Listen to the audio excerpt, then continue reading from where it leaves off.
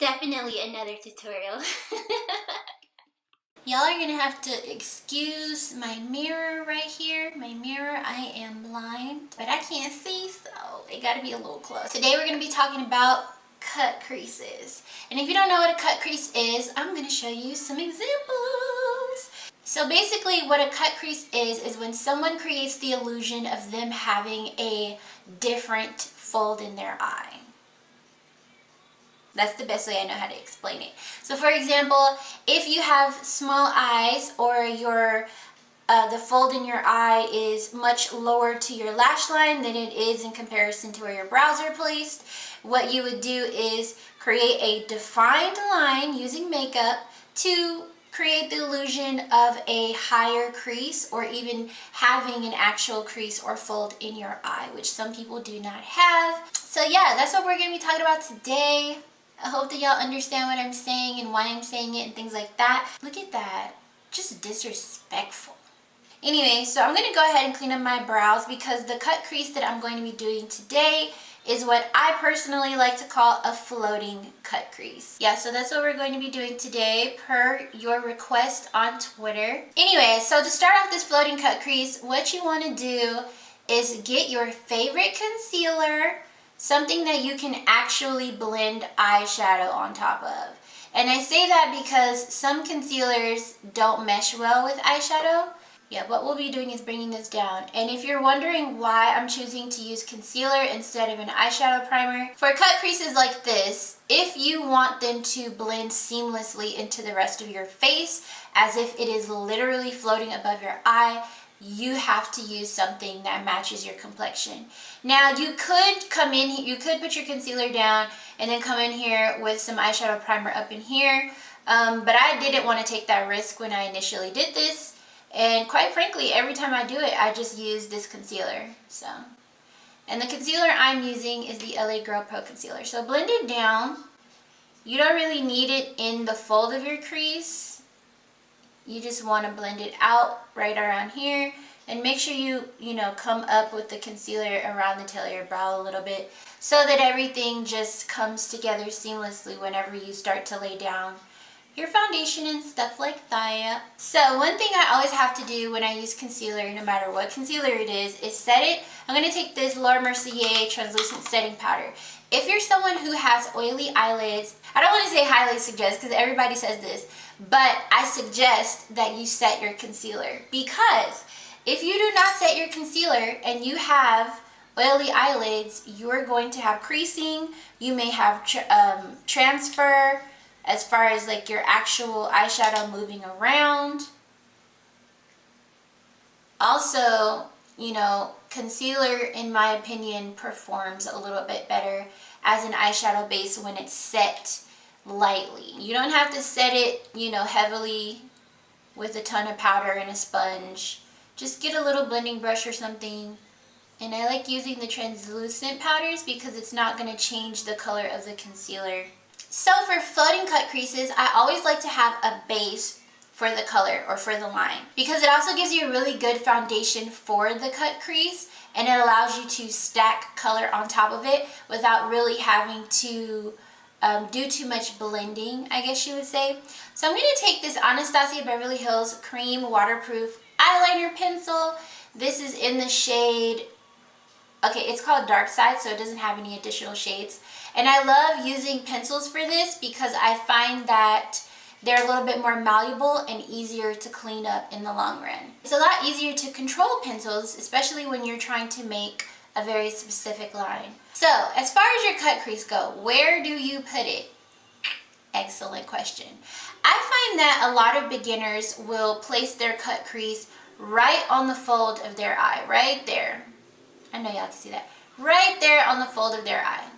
That is not where your cut crease goes. When you're making a cut crease, you're trying to create a new fold in your eye. That is the illusion behind cut creases. The whole point is to make a new one. So if you are creating your lines in the fold of your eye, not only are you not going to see a difference in the shape of your eye, but you're also not going to be able to see all of that precision, if there is any, because normally when cut creases are put in the fold of the eye, they get messed up. They get sloppy, they get wrinkly, the lines are crooked, and it's overall frustrating. Now you may be thinking, okay, but if I go above the fold of my eye, I'm gonna look crazy.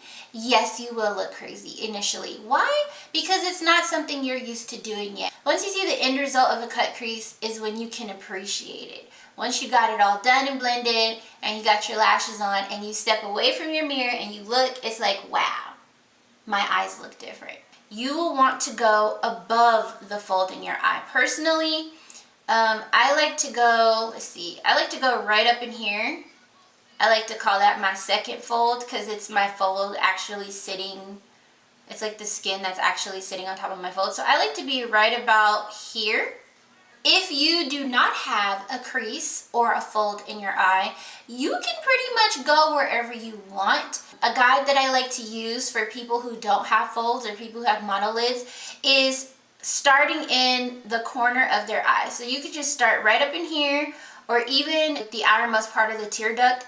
Just start a little ways out down here and then make a rainbow. And if you want to, you can make it come down. You can make it go flare out towards the tail of your brow. It's totally up to you. But I just thought I would explain that because I find that a lot of women and young ladies say that they have trouble with cut creases, and it's really little things like that that make a huge difference in the way that they turn out and how easy they are to do. So I'm going to be following my second fold up here, up in my eye to check. Okay, it's right where I need it to be. And I'm being super light-handed with this pencil, namely because I don't need a ton of it, if that makes any sense. Just like that. And it's okay if you mess up. Like right now, I'm noticing that my dip is a little bit lower than I probably want it to be. But that's okay, because you can clean it up with concealer later. Just like that. So with this, one thing I can say is you are not going to blend the black out.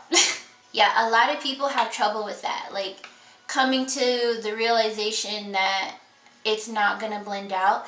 And that's okay because everything else on top of it is what needs to blend. The black ain't going nowhere, especially if you're using the kind of pencil I'm using, which is a waterproof pencil. But what I'm gonna do is I'm gonna take a dual fiber brush. I find that these are a lot more helpful in blending out cream products like this, eyeliners and stuff, especially if you're doing a cut crease. Also, don't worry about getting a fuzziness underneath here. Just go right on top of it and blend it as much as you'd like, as much as you're comfortable with. I personally like to make sure that the line is pretty gosh darn fuzzy.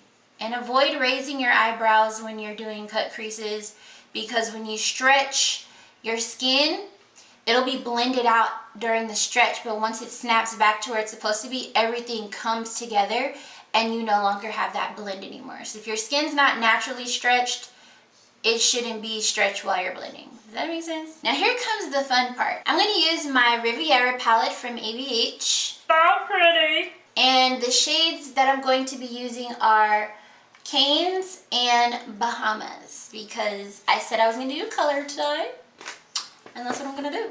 Taking the same exact brush, you guys. The first shade I'm going to put on definitely is going to be Canes because it's dark. And it's going to help me blend out the black eyeliner. What I'm doing here is just packing the color on. If you go in trying to blend it out, the color is not going to be as vibrant as you want it to be if you initially start blending. So just pack the color on, save yourself some trouble, don't even try to blend it out to begin with. Now that I have it layered like I want, what I'm going to do is soften the edges. Some people would have you go ahead and layer your second color on top of this, but the reason why I like to soften the edges is because it just makes the transition from one color to the next so much easier to accomplish, less blending time in my opinion, etc., etc. And be sure to blend it on out like this wing it on out. So what I'm going to do now is take one of my favorite little brushes. This is the Morphe M507 brush. I love this little thing because it's so tiny. And I'm going to blend that out a little bit further before I start packing on this pink. So I'm just going to dip into Bahamas from the same palette. Yeah, we're taking a little bit at a time with this one because you don't want to wind up with a super duper harsh line that you can't blend out, because at this point we're almost at our eyebrows, and I know some of y'all don't like blending eyeshadow to your brows. I personally do, but you know, everybody's not about that life. So you can pack it on like this, or you can just tease and add a little bit at a time. So I'm taking this brush and blending it on out.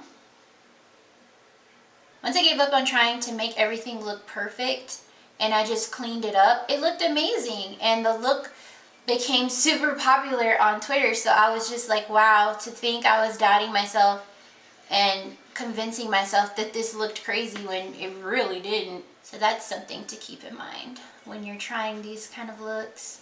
Okay, so for the purple, what I'm going to do is I'm going to take this pink and I'm going to close my eye.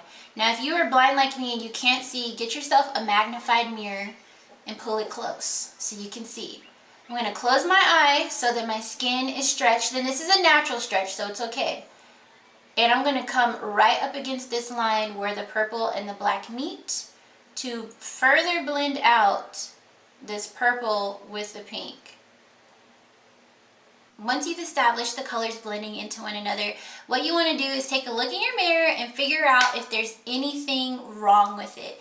Patchiness, areas where the color is more dense on one side rather than the other.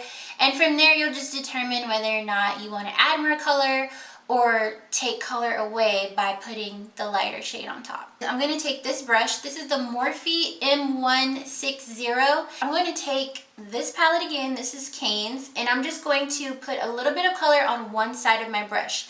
The reason why I do one side is because if you put eyeshadow on both sides, you're more likely to have fallout, and I'm only putting this color in a very specific place, so I don't need, you know, anything getting in the way of that. So it's on this side of the brush and I am placing the color right at the perimeter where that black was. I'm just tapping it right on, and the goal here is to build up the opacity of the purple. And I definitely suggest closing your eyelid to make sure, and using the magnified side of your mirror so that you can really see what's going on. And if you're wondering why I chose to use an eyeliner brush instead of a blending brush or a packing brush or a pencil brush for this, like I've been using, it's a lot more precise and detailed. So if I put the eyeshadow down, that's where it's gonna go. So after you've done all that, you'll want to take your blending brush, go ahead and wipe all the excess product off on a paper towel or a dual fiber towel, whatever you got going on at your vanity, sis.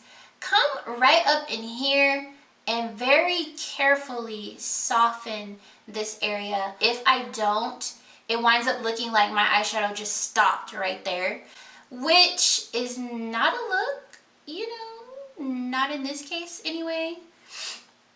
And sometimes I'll take the transition brush and do the same thing, just get all the product off of it because there's no actual color to what's going on, and just soften it. Soften it. Now we're going to take the Flesh Tone Concealer. This is crucial. You want to absolutely make sure that you are using a concealer that matches what you are going to have underneath your eye. And so what we're going to do is we're going to take a flat, round concealer brush. This is literally the skinniest brush I've ever used for my brows and for cutting creases and things like that. This brush is the Royal & Langnickel MSG E170-8 brush. So the key to having a good cut crease is having a slim, round brush. Round brushes can create just about any shape, whereas other kinds of brushes, you would have to manipulate them quite a bit to get the kind of shapes that you want. The brush being skinny makes for your lines being precise. Less bristles, less hairs makes the brush thinner, and because it's thinner, there's nothing flaring out to ruin the line of your cut crease. Get your mirror as close as you need to be. Close your eye. Close your eye or look down at your mirror, whatever works best for you. And you are going to start midway for this cut crease. I have to close my eye, I can't keep it open. And you just want to follow the line that you made when you made the black liner.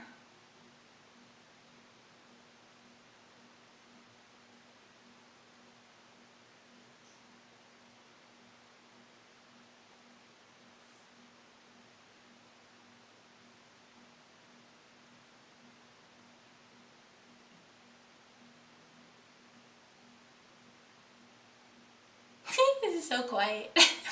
Do you guys see now why it's so important to create your lines above the fold in your eye?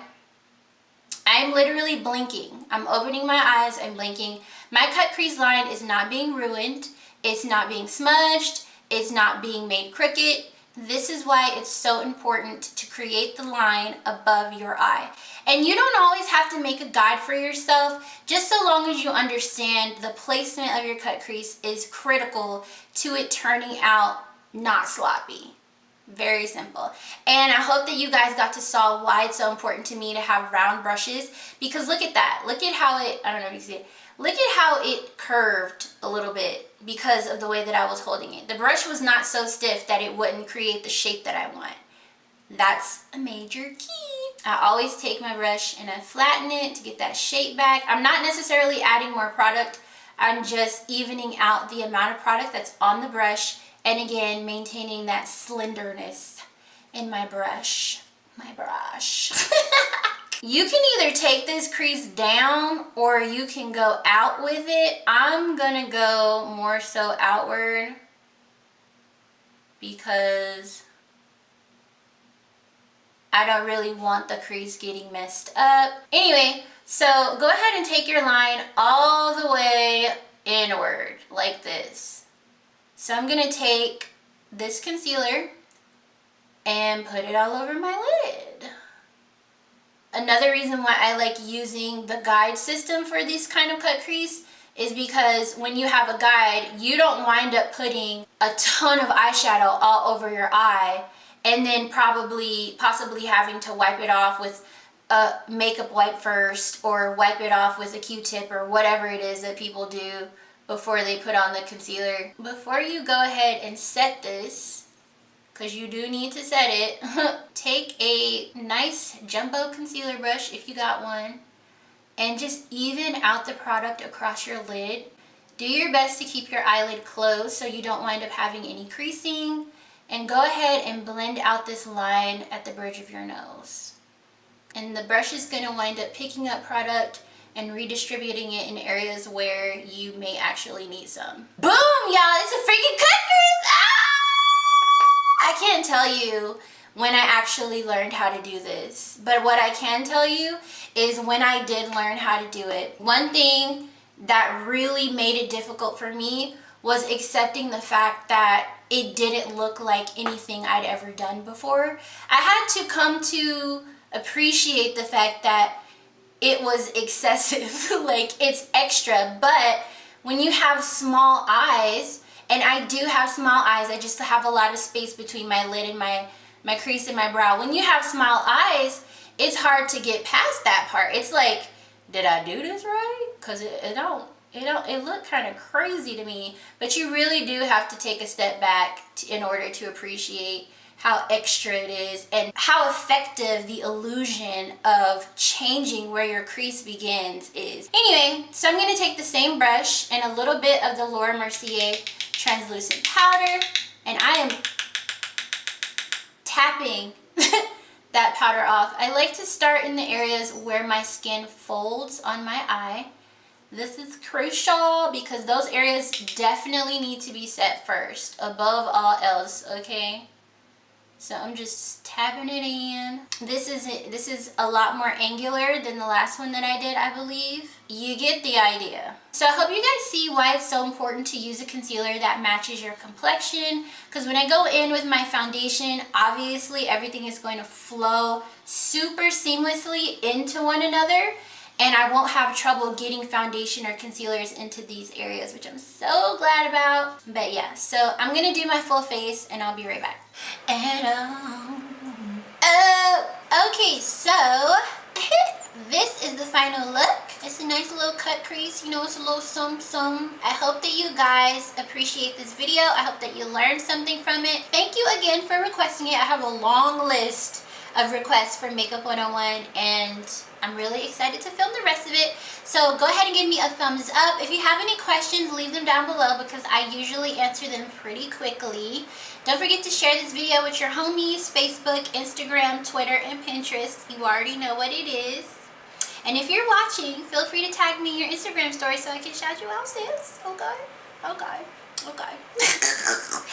I will see you guys next time in the near future, because there should be a contour video coming up after this one.